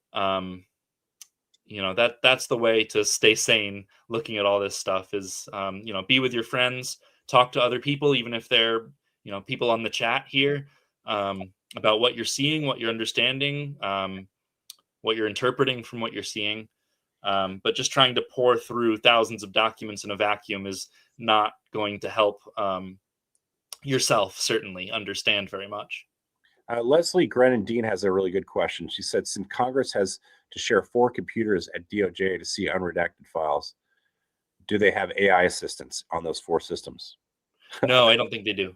Yeah. No, in fact, from Great what question, I've been able to Leslie. piece, yeah, from what I've been able to piece together, it's actually quite the opposite. The way that they describe the interface is quite archaic and backwards. I guess they have to go in, search by the document number, not the page number, but the document number. And then they have to go in and sort of click a place that they want redacted, and then it'll disappear. So that's several keystrokes just per document. They've done similar estimates where if they had somebody from Congress sitting in every single one of the in those chairs, all those 4 chairs, just for all the hours that they're allowed to sit there, I think somebody said, yeah, it would also take years for Congress to go through all of that. Hey, listen, I've got a question. I've got a comment from Kate Hitchcock. Says, Jeff, I'm following you since your first video. I'm extremely grateful, yet this is a lot to digest and so disturbing. I'm hanging in there with you. Thank you to Ryan as well. I think you guys, we understand, like what we're trying to do on our end, which was the purpose of today's video, is to try to get you up to speed without making you digest too much. And each time we talk to you on this podcast, the Life on the Island, the Jeffrey Epstein files, it's going to be once a week, sometimes a couple times. What we're trying to do is break it down into simple, easy to bite stories, and the process as well. So like we said, we're going to have this one on photos that you see across that have been released by the DOJ and what they mean. We're going to have one, the journalists that cover this story over 40 years, and we're going to try to make that so that some of the people you can look up and read some of the great work that they've done. It's not been me at all. I'm just here like as an observer, like you are, trying to understand the story through a person who's created a library for us to do that. And I'm not going to be a pro on this, but we do know who the pros are. And by the way, you can ask ChatGPT or any of the other great AI platforms to help you do that. But we've done it for you, and we're going to present something for you so you can see that. We also know that you want to know the intelligence network that he was involved in, and Ghislaine Maxwell's father was involved in. We're going down that road as well. I'm sorry. Go ahead, Ryan. You're looking like you want to say something there. No, it's just that we don't know for sure. I don't think that he was involved in that network. There are so many, like you said, tentacles and rabbit holes to fall down. We just want to give you guys an introduction. You said bite-size sort of story, so you can feel like you're getting introduced to it in a way that isn't overwhelming. And I would remind you that even the greats, felt overwhelmed themselves when they first stepped into this and looked at the years back of reporting on this and thought, who am I to go and talk about this? Well, it takes a village, right? It takes every single one of us, every person of conscience, to even have a snowball's chance in hell of making a dent in the system that created this pedophile that was protected when he shouldn't have been. So there's a great question by Gail Rieger Hager here. It says, it was brought to my attention that we knew about this 4 years ago, and we're now just getting into some of these files. Why didn't we take care of it? Bad from the Democrats or a political office. Something doesn't seem right here. I didn't vote for Trump, and I'm not defending him at all. But why wasn't it that it was looked into a long time ago? I mean, I think, by the way, it was a lot longer than 4 years ago. This started before we even started hearing Jeffrey Epstein's name. One of the guys that I know, Craig Pies, who was a reporter in Afghanistan, is an award-winning journalist from the New York Times and the LA Times. He's a much older guy now, but he broke the story at 60 Minutes with another producer there and Diane Sawyer about Mr. Burdell who started the modeling agency that then became a feeder to Jeffrey Epstein. So it started before we even heard Jeffrey Epstein's name, some 40 years ago. And so this is not Democrats or Republicans. It's crossed many administrations, both blue and red. And people protected in these files are both from Democratic and Republican centers of power, including powerful men who had a lot of money on both sides of this, and globally around the world. The former Prince of England, the Queen's favorite son, ambassadors, presidents of other countries, prime ministers of other countries. This is a global cabal that spans a generation now. Yeah, I just point out that, they'd love us to continue fighting between red and blue so that they can continue moseying off with all the green. We don't want to let them do that. We're the people. We can find common ground when that ground is protecting children. I think we can do that at least. We should be able to. And so, I would, urge all of those people in Congress right now to stop stonewalling and allowing people to stonewall on the release of the totality of these files. If it's not protecting a victim, it's not supposed to be withheld. I mean, the law is very clear. To the credit of some of the members of Congress and the House Oversight Committee, they are fighting. But again, there seems to be a lot of stonewalling, sandbagging, delaying, and excuses that are making it very difficult for those people. Representative Stansbury, for one, is spearheading the investigation into Zorro Ranch. That's her constituency, is New Mexico.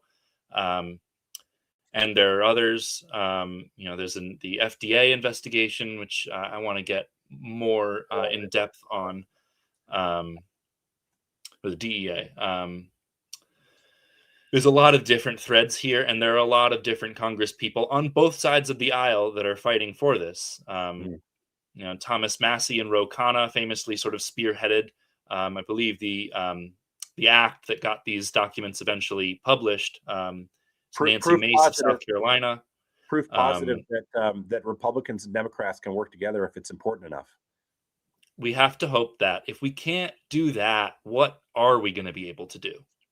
What in the rest of society is worth it if we can't protect the most vulnerable among us?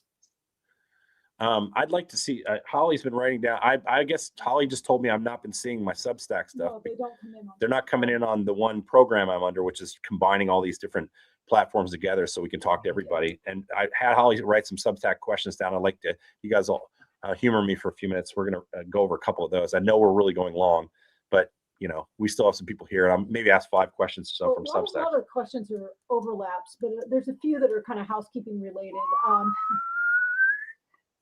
There she is. Julie wants to know if she can restack these podcasts. Yeah, these part of what we're doing here, we always have people come and ask me, I can't afford a paid subscription. A lot of the stuff we're releasing, especially the Epstein stuff, is going to be available to everyone. We're trying to make as much of that available as possible. We're also trying to grow our platform so that we can generate some income so we can do the work. It's not free. We can't do this work for free. And there's resources that we need. If I file a FOIA request and they come back and tell me I have to pay $1 a page for the next 200 pages of this one document, and that's very possible. They try to stone you out and say, well, I know you're a member of the media, but we're not going to waive this fee, and we're not going to give it to you digitally. So it's going to be $1.25 a page. And you've asked for 10 documents and it adds up to 7,000 pages, right? I mean, that happens, and you have to make a decision, right? So we will be doing things that cost money. So that's why we're trying to get people who support our work to go on our Substacks and support us there. But a lot of the stuff we're doing, we're also putting out there for people. Rye's page, that is his Epstein-data.com, is a resource that he's built, which is free, that you can look at and use. And I think he also has a subscription on that page that you can utilize, right? Isn't that right?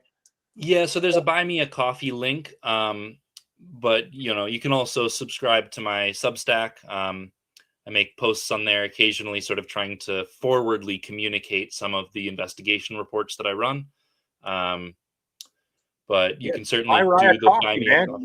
Buy Rye coffee. He's drinking like 5 coffees a day out of my Nespresso at $2 a hit. Yeah, you And I gotta gave him pay Jeff $3 back for today the coffees I Christ's drink. sake, help us out.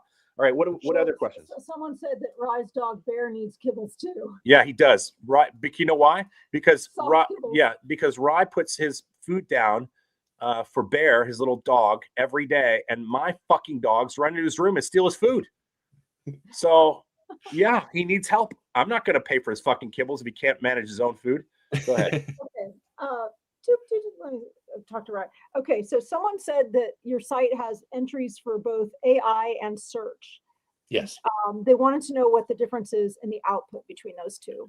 Okay, so one's more just like searching the database yourself, and the other one is having AI search the database for you, if that makes sense. So, one, you can just type like you would into Google, a question with quotes around it or whatever, if you want the exact phrase, or just without the quotes, if you allow sort of it's called bag of words approach. And that should bring up an interface. I always encourage people to just click around and try.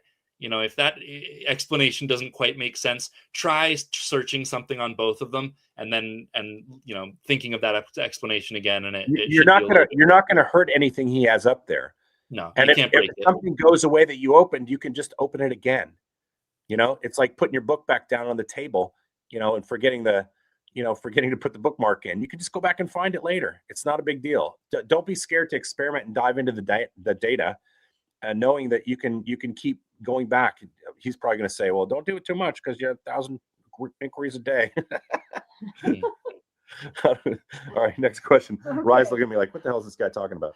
So I was probably deep in scribbling questions down. You must have talked about cost to use Claude's functionality fully, because right. So I pay the full $200 a month, but I've done that since I was in a PhD program I just defended in November, and I don't know if it's an addiction or I've just gotten used to having sort of technological superpowers. But when you run Claude as it's called Claude Code. There are instructions to do this on my website.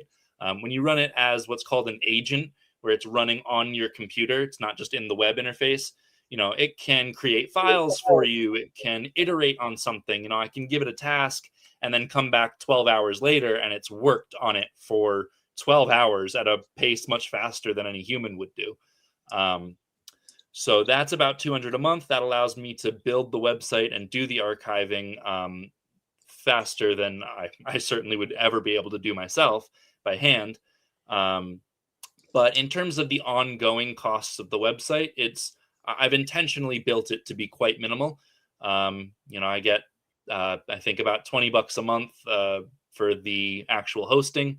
So no more than a Netflix subscription.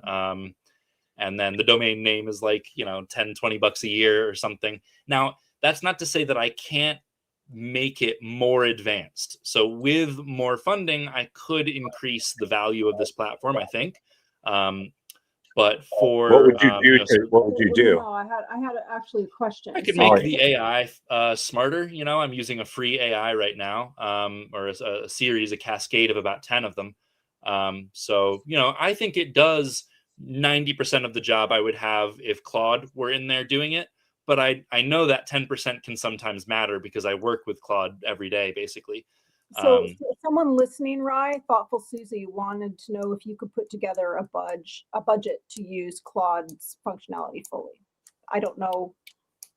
Oh, I see. Why she's asking that, but she's asked that question. Interesting. So to have Claude running all of those AI searches, what it would cost. I mean, I can estimate that. Okay. Not off the top of my head, but I can certainly do that math out. Put it together for. Yeah. And I have there's one more question. Have you indexed anything beyond the files, like journalist articles or anything else? Not yet. But you have put together things for me that were not a part of the files, but like put together debriefers for me, or things we're putting together about the journalists as well. Those things we're going to have in future podcasts. Right. But go ahead. But as far as like ingesting onto the databases in the website, I have and intend to keep up with It's called ingesting the depositions that come out. So Richard Kahn, the accountant, and Darren Indyke, the attorney of Jeffrey Epstein, were deposed this past week. And when their videos come out, I intend to have them right next to Les Wexner and the Clintons, who were both deposed. I already have their transcripts embedded next to it with the video. So you can click on that part of the transcript or search the transcript to see what they said, and it'll click right to that part of the video. So there is a page on that. And it's, there's only 3 of them for now, but certainly with Pam Bondi scheduled to appear, is it April 14th, was it? Maybe they'll get more informative. Certainly, I think the accountant, Richard Kahn, said some things about the people who were financially involved with or related to Epstein. We'll have to wait for the exact transcript to come out, but they are getting a little bit more juicy as time goes on. And then, yes, I would like to integrate a page of just prior landmark reporting on this topic. So, Julie K. Brown is prolific in this field, and there are many, many others that we don't have the time to mention all of them. But it would be nice to have a sort of our own little news aggregator on the site, if that's legally permissible, and just link to their articles to give you sort of a fast rundown of all of the major reporting that's occurred on this case. Yeah, we're going to show you that in one of our next, it'll be not this next video, but the one after that. We're already well into developing that for you. But, the reporting out of the Miami Herald, as you mentioned earlier, how many articles did Miss Brown do? She had, we counted them yesterday. It was like 89 or something. Something like that. It was in the 80s. It was hard to tell on the website. We copied, removed duplicates and stuff, but there looked to be at least 83 unique article titles on this topic by Julie K. Brown at Miami Herald. So that was in a chat. Local journalism.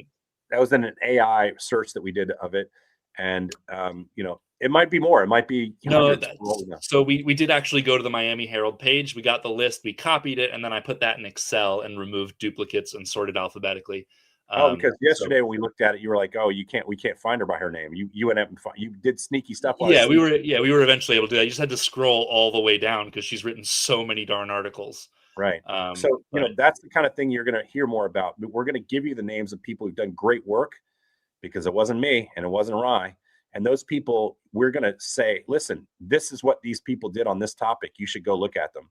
And this is what's out there on this topic by this person. You should go look at them. The chance that Rye and I break giant news on this is probably very limited, but his archive will help other great reporters break big news, and we're going to help you understand it as we go along. And that's the best I think I could try to do without, stepping on work done by much better reporters on this topic. It'd be like somebody from some paper suddenly deciding you like them on Substack, and they're like a crime reporter, and you're like, I'd love to hear more about Iran. Sure, you would, but that's not their expertise. My expertise is in politics and military operations globally and international stories. And, I'm not going to try to duplicate what these people have been doing over 40 years, but we'll help you understand it. No, and I don't think we have to be fearful of duplicating so much. We want to read the prior literature, as you might call it, to make sure that we understand the full scope of things and what's been reported. But, there are so many, Ellie Leonard is a great Substacker. She's, they must have like a photographic memory or something, because she goes into these Epstein files in such detail. And, on one of her first podcasts, I think she was making a similar point, that she felt out of her depth because there'd been so many reporters for so long that were, deep into the weeds here. And she felt she was arriving late, but it's never too late. These girls were not defended when they really needed it most, but that doesn't mean that we can't do something now. Right. So Ryan and I are focused on two things. We're focused on the storytelling, and we're focused on accountability. And if we can help in those two areas by helping with the storytelling or raising your awareness about some of the great storytelling, then that facet of it is done, and we'll help you do some of that great storytelling too. Secondarily, we want to push people towards the accountability end. We want to keep raising the awareness so the story doesn't go away. We want people to have resources to get to the accountability through things like his website and through the work that we're doing. I have a note here that from Leslie Grennan Dean. It's the second time I've come to you because you're asking and saying such smart things. Because of Ghislaine Maxwell's court case and appeals lasted until 25, litigation and ongoing litigation is going on. Legal files can't be released. Yes, that's true, but it doesn't mean that only one person should have been in that time period charged, because we've had years and years and years of these cases, and everybody knows about it. And DOJ could have charged any number of people with these crimes. So, and that happened in previous administrations. It started like probably in the Bush administration. Obama administration could have taken some control over it. Then you had Trump administration. Then you had Biden administration.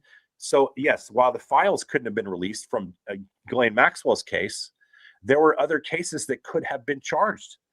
Clearly, I mean, there's no way that, it's just my opinion now, okay? There's no way 1,000 women victims who were children of sex trafficking and sexual assault, that they only found 1 or 2 people that they could charge with crimes. That's fucking horseshit. Sorry, I've been trying not to say fuck today, but fuck. I don't know. And like, so to me, it's not just that they couldn't release the files that were, people always say that all the time. Well, Joe Biden, he should have released the files. No, in the case of Ghislaine Maxwell, he couldn't have released them. DOJ. And by the way, the presidents normally don't tell their Department of Justice what to release and how to release them. It's the DOJ's job to understand what they can and can't release. But in the same respect, a number of DOJs across 2 different, from both red states and blue, where red hats and blue hats will say, those administrations had a number of cases that they could have brought forward. In my opinion, I'm not a lawyer, but I know lawyers and they tell me this is all horseshit. So, I don't know, Rye, you read some of these witness statements and collaborating evidence of where people were flying to and from. There's a lot of evidence there that suggests that people could be charged with crimes. And I think right now the biggest crime is obstruction of justice. And I think it's being done by the Department of Justice, the current Department of Justice. And I think that there's a lot of people that will hopefully be held culpable for this and will he might pardon them all going out the door, but I think there'll be state charges that could possibly, and there'll be civil cases that could go. And if anything, even if you can't, because of the statute of limitations, awareness and accountability about who these people are, that is a part of justice too. Shedding light on things is a part of justice, so that people like this can't exist in society in the way that they want to anymore, even if they don't go to jail because of a statute of limitations or something of that nature. Right? Yeah, it's certainly gone on for a long time. If there were, and they often go for these people for financial crimes.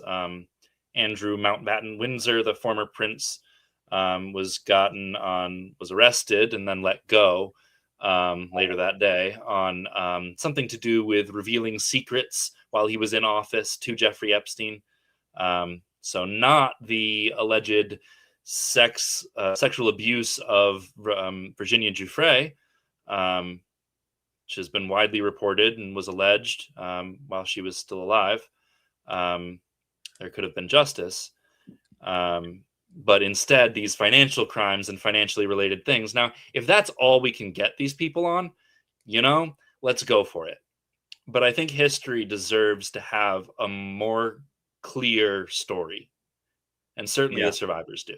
There's a note here from Erica Corsandi on Facebook. It says awareness of abuse is key. You're right, Erica. And on Epstein-data.com, you can search all of the cases that have been released at this point in terms of witness statements under the FBI 302s, and you can read about all those cases. And you, as an individual person, can put some of those stories out there. They're anonymous because their names have been redacted. And you can put parts of those stories out there for people to read, so the awareness about what was done to these women can have a far-reaching effect beyond just a few people reporting on it. That's why the files are not just given out to journalists, not just given out to Congress people and senators. It's the public's information. The government in the United States, across many administrations, gathered evidence. They've allegedly closed the files because they say there's no case to prosecute. So the files have been released because there's nothing, these cases are no longer considered viable, at least currently. And so now these cases are coming out, and people can go and read them and shed a light on what these people are doing. And hopefully through the courts and through Congress, that at some point, when I said this, inverted pyramid, the pyramid going up where the most interesting information will be at the top of the pyramid a long time from now, when we finally get our hands on it all, it's going to be up here. And these are going to be the people that are the perpetrators. It's not going to be down here where we're getting all the other information. It's going to be up here, which is why while we're here, we need to press so that when it gets to here, we get what we need to have accountability for these people. And I it's weird. I feel a little bit like a fraud coming into this so late, but it's just not been my area of expertise. And I've had to explain to myself, and I had to have other friends of mine explain to me that this is useful to people, that we're pushing and raising awareness about it. And my role is going to be limited. You're laughing. What are you laughing about? Your dog? Somebody said I look tired. I'm like, oh no. Yeah, he doesn't fucking sleep, people. Well, He's I'm like sunburned. That's what it is. We put the sign in today. Yeah, we put a sign in the front of property, Virginia Backcountry Cabins. He got a little sunburn, but he is tired. I wake up in the morning and I go into his room and he's sitting behind the computer with all 3 screens going. I go out and do my work and stuff, running the cabins and working up the writer's cabin, doing my reels.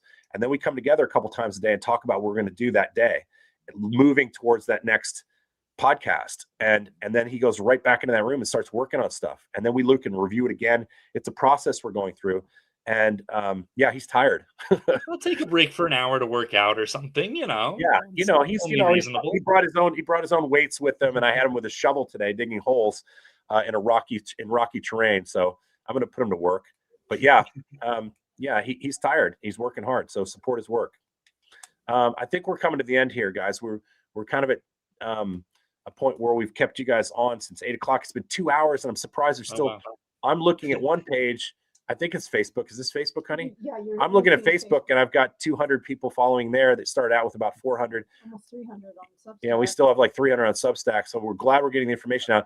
Do us a favor. Write some comments so that we can see about what you thought of what we're doing. Give us suggestions. We won't be able to do them all. Don't ask us to do deep dives into this topic or that topic or this topic or that. We know what we're going to be doing stuff on to try to help you understand this. And we know when you're giving us little caveats, we've been over it 1,000 times. Trust me, I'm not that far behind the power curve. I'm just not one of those guys who've been reporting on it my whole career. And so we have ideas on where we're going with it, but give us some suggestions on delivery, on things that you can't see very well, or things you want repeated, or where you want things to live. And tell us what you thought about what we did tonight, because I know it's 2 hours long. We just don't want to think that we're disappointing you and leaving you short of understanding the story in a way that is useful to you.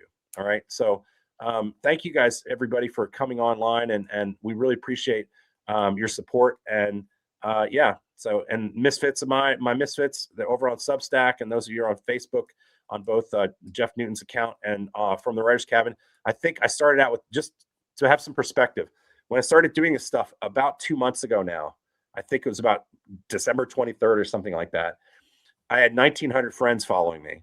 And today on my personal Facebook page, I think I hit 180,000.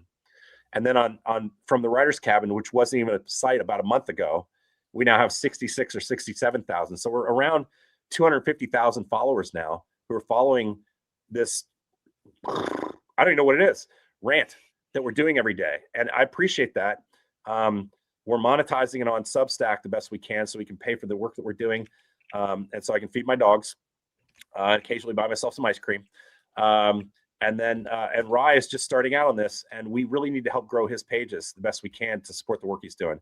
I mean, he's applying for jobs, but if we can keep him from applying for jobs, people want to know what he's looking for. If people want to know what he's looking for, Rye, why don't you explain it to him? Things adjacent to this, dealing with AI agents for good. I think a lot of people are afraid that it's going to take jobs, and I think it can make them. I think there are whole new industries probably that we are not addressing because of these new tools that we have, and working with some of the sort of cutting edge software programmers and architects of today would be really interesting to me. So software engineer, data analysis, if it's on a computer, I'm usually interested in it, something to do with a large database of numbers or text or video.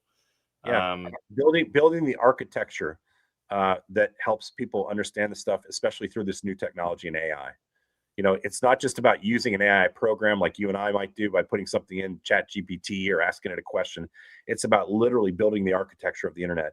And if you think about, you got to have a place to store things. You have to have a way of analyzing things. And he's the kind of guy who can help you do that. So if you're looking for somebody that can do that, reach out to him in about, 12 months when I'm done with him. You got a few more signs to put in. Got some more signs, some more holes to dig, got some more dogs to feed.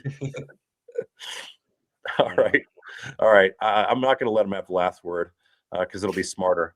All right, you guys, take care. Thanks. Have a great night. We're going to come back with some more of this stuff, and we'll be catching up with the international news and Iran and other important stories starting back again tomorrow. And we'll have the other Epstein stuff in the next couple of days. We might not do it over the weekend. We might wait till Monday to put one of these out, but we might do one tomorrow night. We'll see. We'll see where we are. We're not beholden to a schedule. We're beholden to releasing things when we think they're ready to be seen. Okay. Thank you guys. Have a great night.